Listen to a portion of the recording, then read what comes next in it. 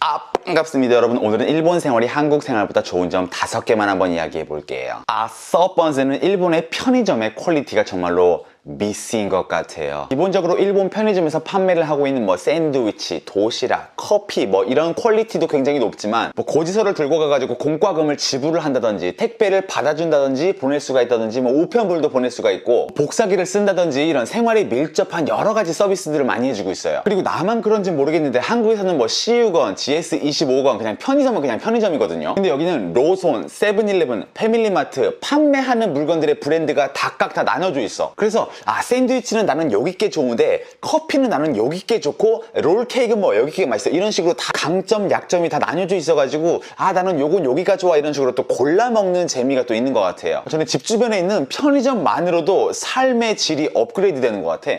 두 번째는 여러분 아마존입니다. 물론 한국도 요즘에 네이버 쇼핑이나 쿠팡이나 결제도 굉장히 간단해지고 그렇게 불편한 거는 못 느꼈어요. 근데 아마존은 또 달라. 우리 구독자분들은 아마존 다 아실 거니까 제가 깊게 설명은 안 하겠습니다. 아마존 프라임 멤버만 가입해 놓으면 팔고 있는 물품의 한 90% 이상은 전부 다 무료 배송에다가 또 배송 속도도 또 갸빨라요. 진짜 미친도록 빠르더라고. 조금 과장 보태서 얘기하면 아마존에 없는 물건은 그냥 없다고 보시면 돼요. 역시 이 아마존이 있다는 것 자체가 어떻게 보면 이 라이프의 어떤 퀄리티를 업그레이드 해준다는 그러한 느낌이 들어요. 세 번째는 바로 도쿄의 전동 쉐어링 자전거입니다. 물론 한국에도 떼릉이, 타슈, 누비고 굉장히 많고 많이들 타시는 걸로 알고 있는데, 다만 내가 볼 때 얘네 자전거의 신의 한 수는 이게 전동 자전거라는 거예요. 이런 쉐어링 자전거 특성상 위치 추적 때문에 GPS 달아야 되죠. 또 데이터 통신해야 되죠. 이런 짜잘한 장치들 때문에 필연적으로 일반 자전거보다 무거워질 수밖에 없어요. 그럼 아무래도 사람들이 타고 다니기가 좀 버겁지. 근데 도쿄 거는 배터리로 가는 자전거, 그것도 이렇게 땡기기만 하면 처음부터 끝까지 계속 전원으로만 가는 게 아니고 페달을 밟으면 어떤 보조적인 수단으로 가속만 도와줍니다. 일정 속도에 도달하면 또 전원 공급을 차단해가지고 그냥 자기 발로만 굴러야 돼. 이게 어느 정도 적당히 운동도 되고, 이 관리하는 사람들 입장에서도 전원을 효율적으로 쓸 수 있는 어떻게 보면 일석이조예요. 머리 잘 쓴 것 같아요. 또 이게 도쿄 내 스테이션도 굉장히 많고, 이 관리하시는 분들이 트럭으로 항상 유지, 보수, 배터리 충전, 그리고 계속 돌면서 이 자전거가 없는 스테이션에다가 추가를 해주기 때문에 굉장히 좋아요. 다만 이 서비스의 등록과 이용을 위해 필요한 이 앱과 홈페이지는 제가 쓰레기라고 자신있게 말씀드릴 수 있어요. 너무 불편합니다 정말로. 그래서 이 자전거는 제가 일본 오고 나서부터 굉장히 잘 썼었는데, 요즘에는 이제 날씨가 조금 추워지다 보니까 좀 덜 탈 것 같긴 하는데 굉장히 만족스럽고 좋은 서비스예요. 그리고 네 번째는 쇼핑인데요. 저 개인적인 패턴으로는 아무래도 전자제품이 되겠죠. 일본에서 판매하는 거의 모든 전자제품들이 한국보다 발매도 빠르고 가격도 쌉니다. 특히 애플 제품, 혹은 마이크로소프트 제품, 로지텍 제품, 혹은 게임 콘솔이나 웬만한 우리 덕후들이 좋아할 만한 것들은 거의 다 여기가 발매도 빠르고 가격이 싸죠. 그리고 백엔샵 이런 데서 사는 싸구려 물건도 이게 어느 정도 퀄리티는 뽑아주더라고요. 아주 쓰레기 같은 물건은 없어. 그리고 인터넷 쇼핑 굉장히 많이 하는데 일본 택배는 1년 365일 하루도 안 쉬고 계속 돕니다. 일본 택배는 장단점이 있긴 한데 단점은 나중에 말씀을 드리기로 하고, 일단은 휴일 없이 배달해준다는 게 정말 너무 좋아요. 마지막 5번째로 제가 일본 와서 가장 좋았던 거,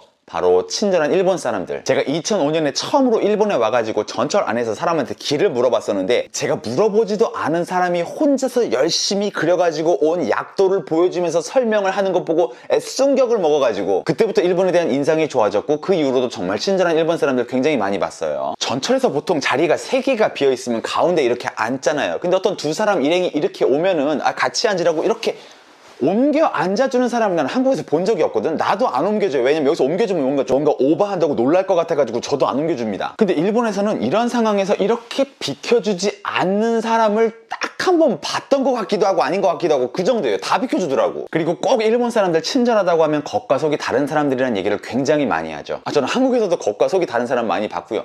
저 같아도 속으로는 싫어도 겉으로는 티 안 냅니다. 그거 싫은 티 겉으로 팍팍 내는 게 그게 더 이상하죠. 그리고 속도 불친절하고 겉도 불친절할 것보다는 겉만이라도 친절한 게 낫죠. 또 정말 그렇게 겉모습만 친절한 사람이라면 내가 물어보지도 않았는데 굳이 약도까지 그려가면서 나한테 와가지고 길 설명해 줄 필요 없고, 나는 하나 준 것도 없는데 감사하다고 선물에 편지까지 써가지고 가져올 필요 없죠. 물론 개인적인 경험에 한정되는 이야기이고, 일본 사람도 100이면 100 다 친절한 건 아닙니다. 간혹 불친절한 사람들이 있어요. 다만 평균적으로 대부분의 사람들이 엄청나게 친절하고, 저한테 일본이 좋은 이유 딱 하나 꼽아봐 그러면 저는 주저없이 친절한 일본 사람들. 그래요. 오늘 영상 봐주셔서 감사하고 저는 또 다음 비디오 때 뵙도록 하겠습니다 여러분. 뒤로 가세요. 아파.